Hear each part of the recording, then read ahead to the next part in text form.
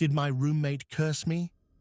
It all began about a year ago, but the memory of how quickly everything unraveled is still fresh in my mind. My name is Ankita, and I've lived in Delhi my entire life. Starting university was supposed to be an exciting new chapter, an opportunity to grow, meet new people, and build my future. But instead, it turned into a nightmare I'm still trying to escape. When I first moved into the hostel, I was assigned a roommate named Priya. She was quiet and mostly kept to herself. Priya came from a lower middle-class background, whereas my family is quite well off. To me, these differences never mattered, but looking back, I realized they created an invisible rift between us. Priya seemed distant from the start, and I now wonder if it was envy or resentment that fueled the coldness in her eyes. I remember the first time Priya tried to strike up a conversation with me. I was busy unpacking and admittedly distracted. I didn't mean to brush her off, but that's exactly how she took it. From that moment on, something changed. She stopped trying to talk to me, and I didn't think much of it at the time. I was too focused on settling into university life to notice the growing tension between us. Weeks passed, and I started noticing strange behaviors. Priya would spend hours alone in the room, drawing symbols on pieces of paper, lighting candles, and murmuring under her breath. It wasn't just once or twice, it became a routine for her. At first, I thought it was some sort of meditation or a cultural practice I wasn't familiar with. But the more I observed, the more uneasy I became. Something about it felt wrong, almost sinister. Then came the night that still haunts me. I returned to our room late one evening and found Priya in the middle of what can only be described as a ritual. She was surrounded by candles, chanting in a language I didn't recognize. The atmosphere in the room was suffocating, heavy with an energy I couldn't explain.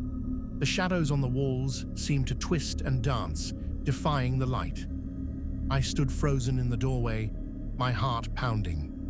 When I finally mustered the courage to ask her what she was doing, she looked at me with a cold, detached expression and simply said, "Forget what you saw." I was terrified.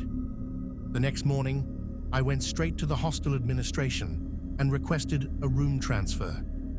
I didn't care where they put me, as long as it was far away from Priya.